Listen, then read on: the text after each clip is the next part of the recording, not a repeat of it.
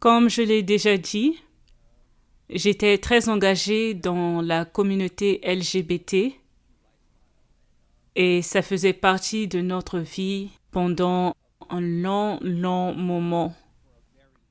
Et il y a des incidents qui ont eu lieu durant mon enfance que je voudrais mentionner. Je ne crois pas que ces incidents étaient la cause, mais je crois que l'ennemi les a utilisés afin que je puisse croire aux mensonges.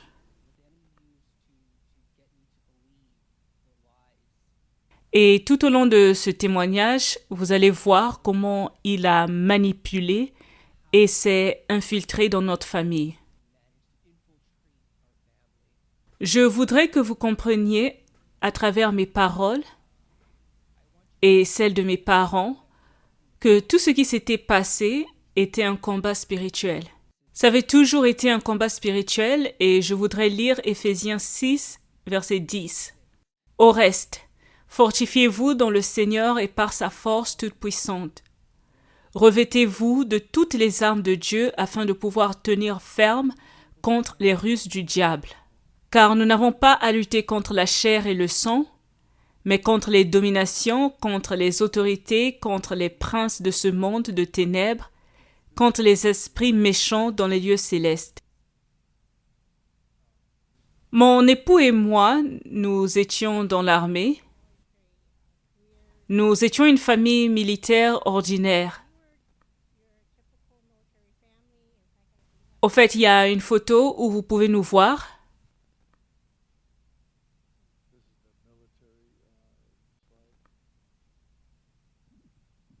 Donc, nous voyagions beaucoup. Comme vous pouvez le constater, je faisais aussi des voyages maritimes et je montais en grade. Tout ça, c'était normal pour les familles militaires. Les difficultés qui viennent avec les familles militaires, c'est le fait qu'on n'est pas toujours là pour nos enfants. On n'est pas là pour célébrer des événements marquants de leur vie, ce qui fait que les enfants sont beaucoup affectés. C'est l'une des plus grandes difficultés parce que on n'est pas là. Par conséquent, il y a cette culpabilité, surtout quand des choses se déroulent durant notre absence. Et Gabriel va le partager avec vous et vous comprendrez pourquoi ça me hantait. Mais Dieu est bon. Avant que je commence mon témoignage, ce que je vais dire aujourd'hui vient d'un cœur sincère et d'amour. Mon but ce soir, c'est de tout d'abord partager un témoignage qui rend gloire à Jésus-Christ. Et c'est tout. Deuxièmement, c'est d'éclairer une sombre réalité que beaucoup de gens vivent aujourd'hui. Et dernièrement, c'est de donner de l'espoir à ceux qui sont coincés dans la vie LGBT ou ceux qui ont des proches coincés dans la vie LGBT. Comme je l'ai mentionné, il y a des choses qui se sont déroulées durant mon enfance dont nous n'avions jamais vraiment parlé en famille. On avait seulement accepté que c'était arrivé et après, on est passé à autre chose. On s'est apaisé et on a conclu que ce qui était arrivé ne me définissait pas. Ça n'avait aucune conséquence dans ma vie. Ok, c'est arrivé, c'est bon, passons à autre chose. Mais on ne savait pas que c'était une graine que l'ennemi avait plantée. Ma mère vient de dire qu'il voyageait beaucoup durant plusieurs années. Ma sœur et moi, nous avions vécu longtemps sur l'île de Kauai, à Hawaï, avec nos grands-parents qui ont fait un magnifique travail de nous élever le mieux que possible. Ils nous ont donné une éducation chrétienne entourée d'amour et de famille. Mais malheureusement, l'ennemi s'était infiltré comme il cherche toujours à le faire. J'avais été agressée sexuellement à un très jeune âge par une personne de même sexe. Et malheureusement, cet acte s'était prolongé pendant plusieurs années. Je ne crois pas que cet acte avait influencé les décisions que j'avais prises plus tard dans ma vie, mais je peux dire que ça avait déjà donné accès au diable dans ma vie de pouvoir pénétrer mes pensées, dans les pensées d'un jeune garçon qui n'aurait jamais dû traverser de tels moments.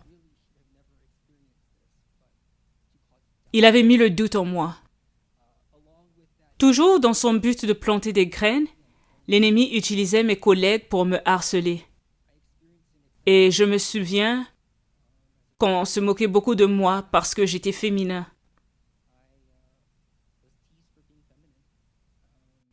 Je n'aimais pas les activités des garçons, comme les sports de contact ou encore jouer dans la boue.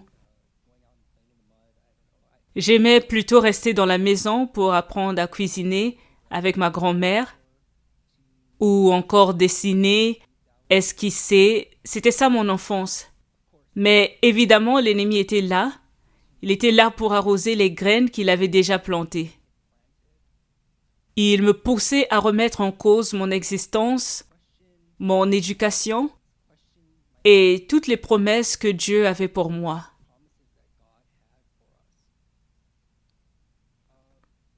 C'est lorsque je suis allée au lycée que je cherchais dès lors à être acceptée.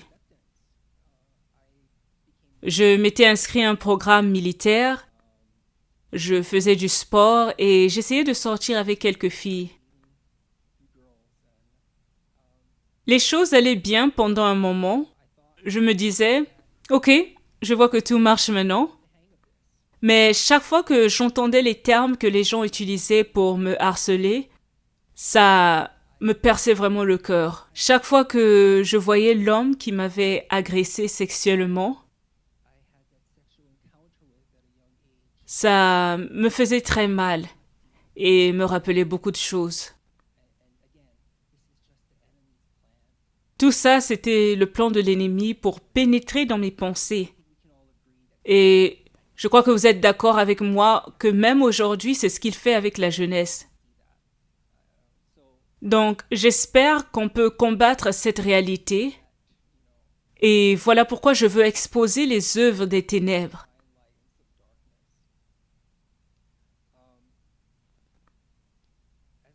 Traverser ces moments en tant que jeune homme m'avait poussé à chercher des conseils auprès des mauvaises personnes, bien que je savais que ce qu'on me disait était en désaccord avec les valeurs de ma famille chrétienne. En cherchant à écouter ce que je voulais, je me suis tournée vers des amis. Et comme par hasard, l'un de mes proches amis était gay. Et voilà la personne en qui je me confiais. C'est lui qui m'avait ouvert les yeux au monde LGBT. C'était éclatant. Et je me suis dit, waouh, j'aime bien cette vie-là. Je me retrouve dans ce monde. J'étais arrivée au point où, lorsque j'avais terminé le lycée, je commençais à me révolter. Je ne voulais plus continuer les études. Je faisais la fête, je sortais tout le temps. Vous avez vu les photos sur l'écran. Ça vous dit déjà beaucoup de choses. Ouais, ces photos-là. Je n'en suis pas fière.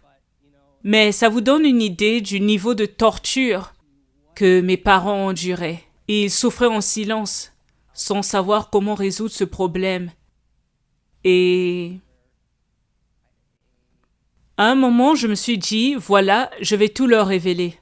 Je ne serai pas à moitié dedans et à moitié dehors. Je vais leur dire avec audace que je suis un homosexuel. Et c'était une conversation difficile. Vous pouvez vous imaginer que ce n'était pas du tout facile à accepter pour une famille militaire comme la nôtre. Si on peut remontrer nos photos de famille, s'il vous plaît. On se disait qu'on était une merveilleuse famille. On faisait des activités extérieures, on allait à la plage, on faisait la pêche, le camping. On savait qu'ils sortaient et qu'ils faisaient la fête. Mais notre espoir, c'était qu'il continuerait ses études et deviendrait quelqu'un dans la vie. Alors qu'au contraire, il était entraîné dans ce monde vers une direction qu'on n'aurait jamais pu imaginer et c'était très bouleversant. Vous savez ce qui se passe la plupart du temps dans cette communauté? Il y a beaucoup d'individus et surtout à ce temps-là, on était dans les années 2005-2006. LGBT n'était pas glorifié comme il est aujourd'hui. Et il y avait beaucoup de stigmates, de rejets, tandis qu'aujourd'hui, on veut leur donner des médailles. Donc, ce qui se passait à l'époque, c'est que les individus qui se retrouvaient dans les rues parce qu'ils étaient rejetés par leur famille, ils cherchaient un réconfort dans la communauté LGBT. Et il y avait maintenant des créations de familles alternatives. On les appelait les familles drag. Idéalement, ce qui devait arriver, c'est que ceux qui appartenaient à la vieille génération LGBT devaient encadrer la jeune génération en lui apprenant le bien et le mal, c'est-à-dire remplir le vide des parents biologiques. Et ça marchait dans certains cas, mais dans la plupart des cas, c'était juste une opportunité pour l'ennemi d'attaquer les familles en endoctrinant les jeunes à rejeter les vérités bibliques. C'est très important de souligner les vérités bibliques, car c'est ce qu'on enseignait et c'est ce qu'on répétait à plusieurs jeunes. Mais gloire à Dieu, moi j'étais bénie d'avoir rencontré des personnes sympas, bien que elles ne m'avaient pas enseigné des vérités bibliques, elles m'encourageaient toujours d'aimer sincèrement, de prendre soin des autres. Et jusqu'à aujourd'hui, je continue à prier pour ces personnes-là. Elles font partie de ma vie et de la vie de ma famille. Ces personnes m'ont soutenu contre vents et marées et mes parents comptaient sur elles de temps à autre. Et je le dis encore, ce qui manquait, c'était cette vérité biblique que je n'avais pas reçue.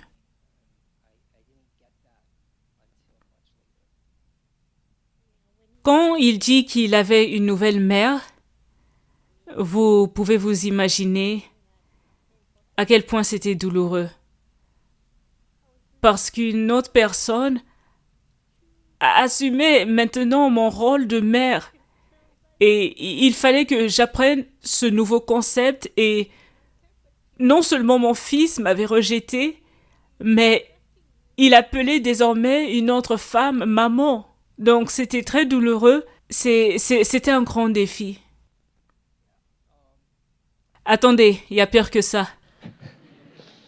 Quelques années plus tard, je vivais sur l'île de Maui. J'étais très arrogant. J'étais un agent immobilier, je gagnais bien mon argent, tout allait à merveille. Je voyageais, j'avais pas besoin de ma famille. J'étais tellement distant à tel point que ma famille était chanceuse si elle arrivait à me voir 1 ou 2 fois par an. Et des appels occasionnels. Mais en décembre 2013, l'État d'Hawaï venait de légaliser les mariages homosexuels. Et bien que je n'avais pas quelqu'un à épouser à ce temps-là, je me suis dit que j'allais éprouver l'amour de mes parents. Ma mère plus précisément. Je me souviens, on était en haut dans sa chambre et on parlait juste normalement et je lui ai demandé « Que ferais-tu si je décide de me marier ?» Elle m'a regardé et elle a dit « Ça serait trop me demander. » Et j'ai répondu « Ça veut dire quoi ?»« Ça veut dire quoi que je te demanderais trop? Je suis ton fils, je t'aime, tu m'aimes, pourquoi c'est difficile pour toi ?» Et sa réponse m'avait ébranlé. Elle a dit « c'est vrai, je t'aime, mais j'aime aussi Jésus. » Et ce que tu me demandes est contre ces principes. Je l'ai regardé, j'ai dit, ah bon? Tu aimes Jésus? Ok, choisis. Jésus ou moi? Avec des larmes dans les yeux, elle m'a regardée et elle a dit, Jésus. Oh,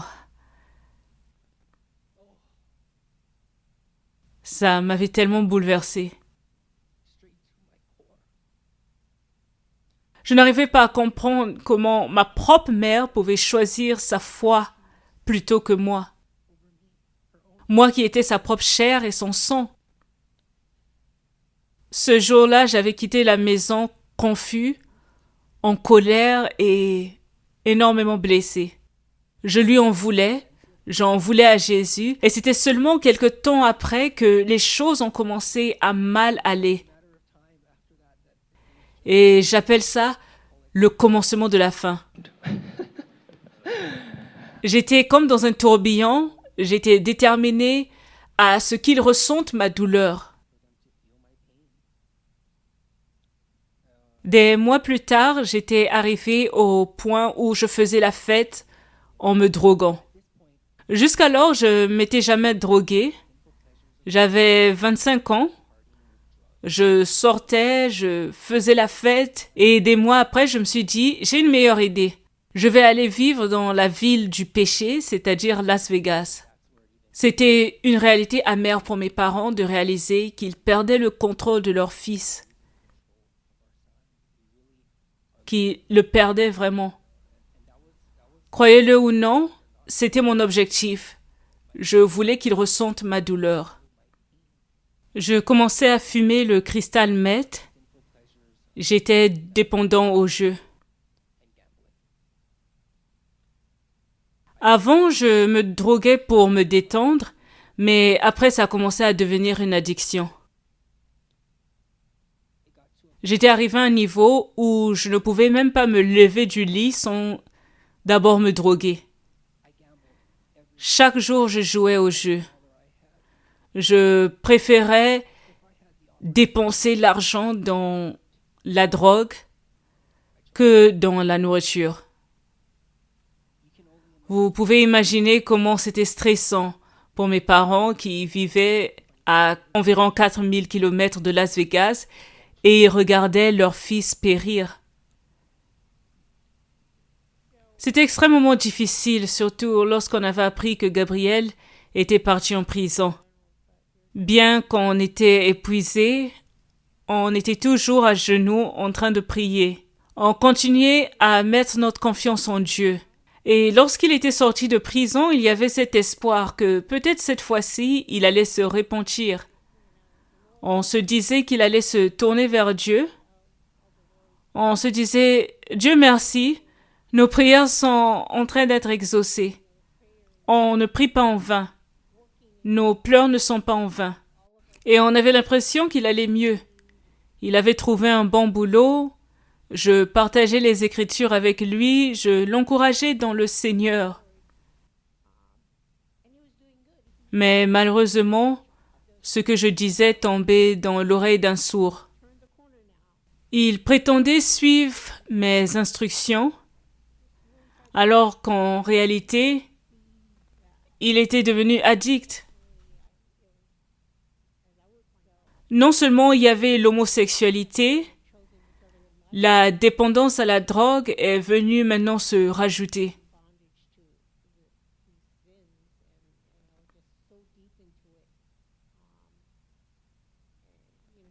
Bien qu'il avait un bon travail, il était en train de s'effondrer petit à petit.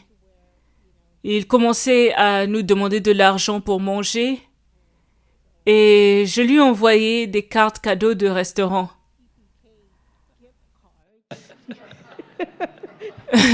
Je ne voulais pas lui donner de l'argent. Au moins, avec ces cartes cadeaux, je sais qu'il allait acheter à manger. Et il avait aussi des problèmes d'intestin. Je souffrais de la rectocolite hémorragique. Toutes les drogues et tous les comprimés que je prenais avaient endommagé mes intestins. C'est ce qui avait causé la rectocolite hémorragique. C'était tellement grave parce que je ne prenais pas soin de moi. Et j'avais une hémorragie interne. L'une des peurs que le diable avait plantées dans mes pensées, c'était d'être atteint du sida.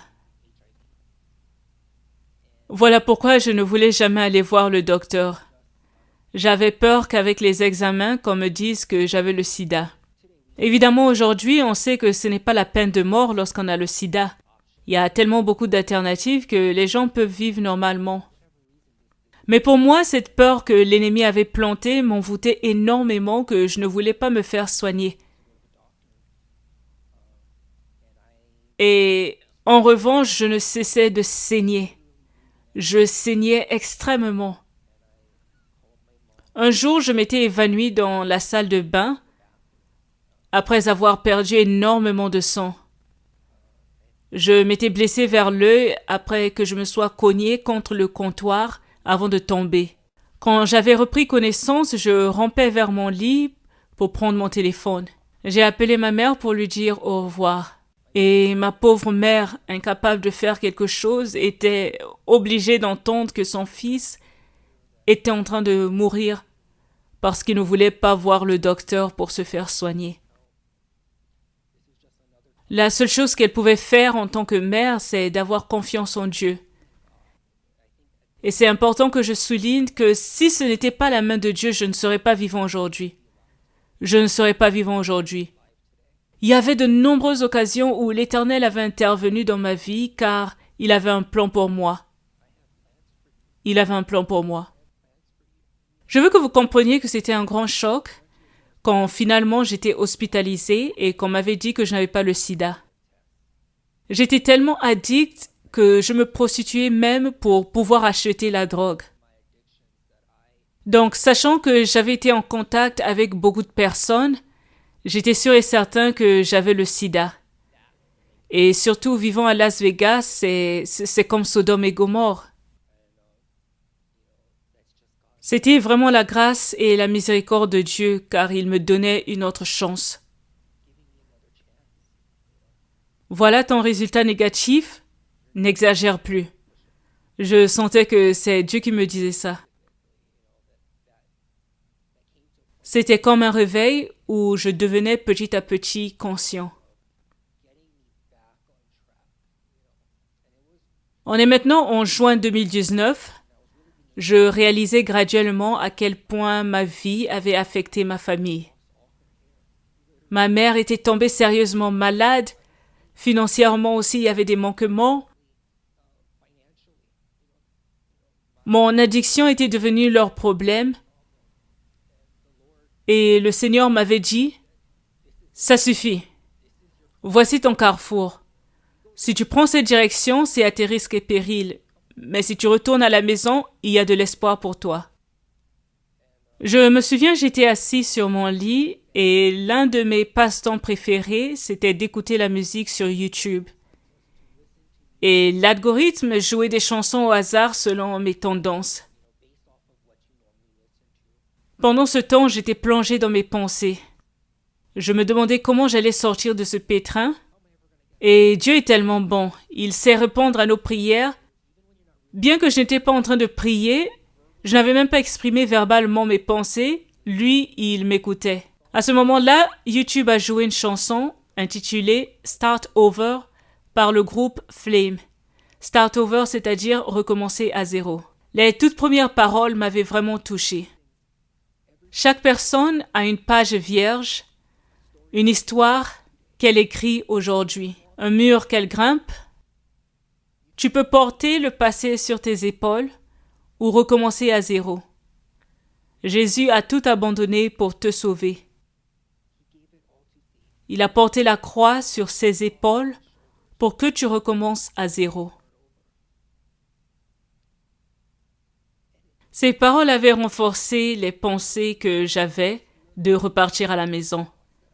Et quelque temps après, c'était le 4 juillet 2019, J'étais finalement reparti à la maison pour entamer mon parcours de sobriété et rédemption. Repartir à la maison avait sauvé ma vie, mais mon âme n'était pas encore sauvée. Mars 2021, je suis arrivé à reconnaître que les voies de Dieu étaient les meilleures.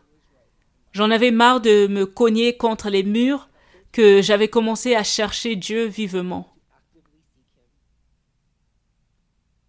Je priais que l'Éternel puisse rendre mon chemin clair, comme le chemin de la mer Rouge.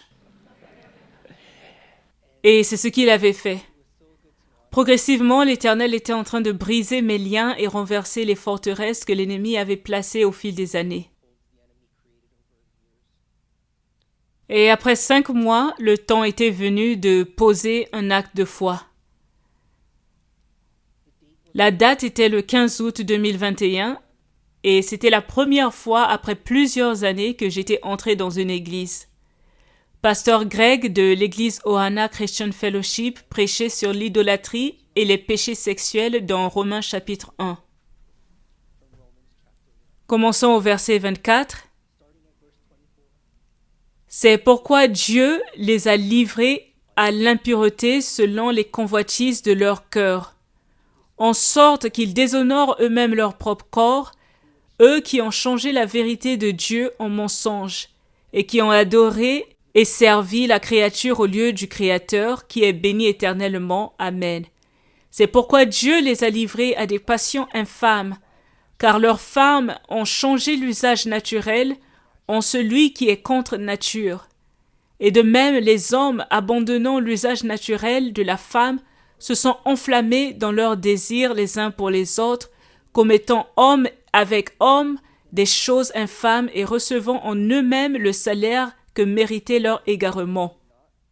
Comme ils ne se sont pas souciés de connaître Dieu, Dieu les a livrés à leur sens réprouvé pour commettre des choses indignes, étant remplis de toute espèce d'injustice, de méchanceté, de cupidité, de malice, pleins d'envie, de meurtre, de querelles, de ruse, de malignité, rapporteurs, médisants, impies, arrogants, hautains, fanfarons, ingénieux au mal, rebelles à leurs parents, dépourvus d'intelligence, de loyauté, d'affection naturelle, de miséricorde, et bien qu'ils connaissent le jugement de Dieu, déclarant dignes de mort ceux qui commettent de telles choses, non seulement ils les font, mais ils approuvent ceux qui les font. Je me souviens qu'à ce moment-là, je sentais que Dieu me parlait personnellement. C'est comme si les paroles de Pasteur Greg se faisaient résonner à travers un mégaphone. Ces paroles s'adressaient à moi. Je ne sais pas si j'avais déjà autant pleuré comme ce jour-là. Chaque verset biblique contredisait tout mensonge que je croyais sur l'homosexualité et mon identité en tant qu'homme.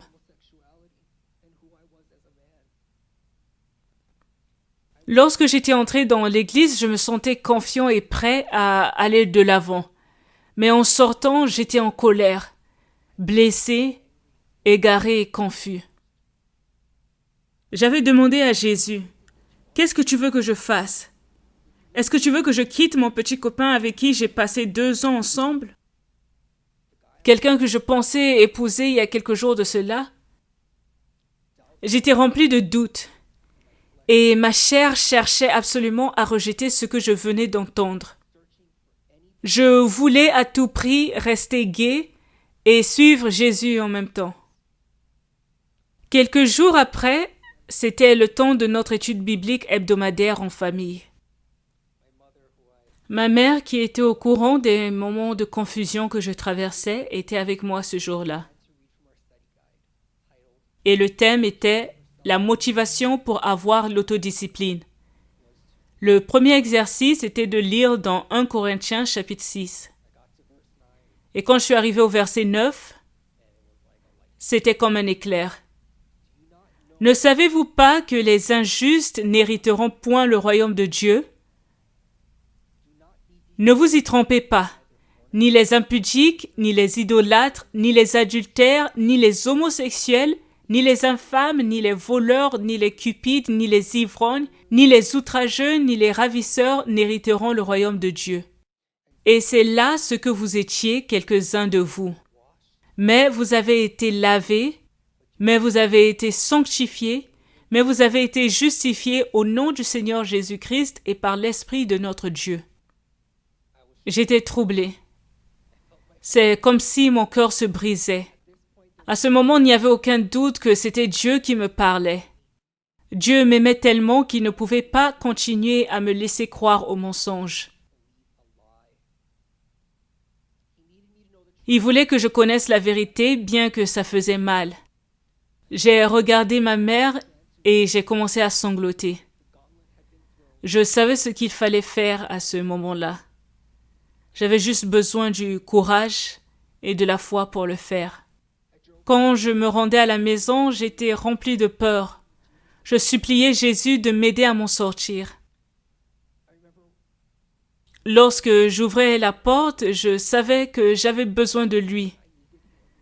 Je ne pouvais pas m'en sortir seul. Je tremblais, j'avais excessivement peur, je pensais au pire.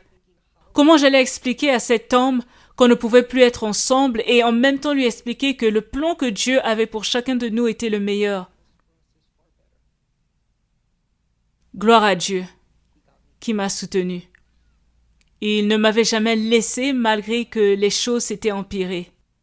Il était là pour me protéger, pour me rassurer que tout allait s'arranger.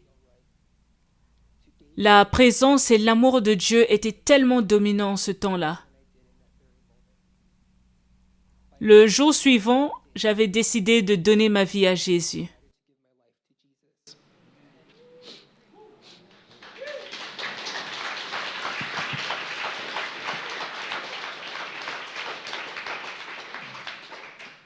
Et ça s'est passé le 18 août 2021, exactement 1 an aujourd'hui.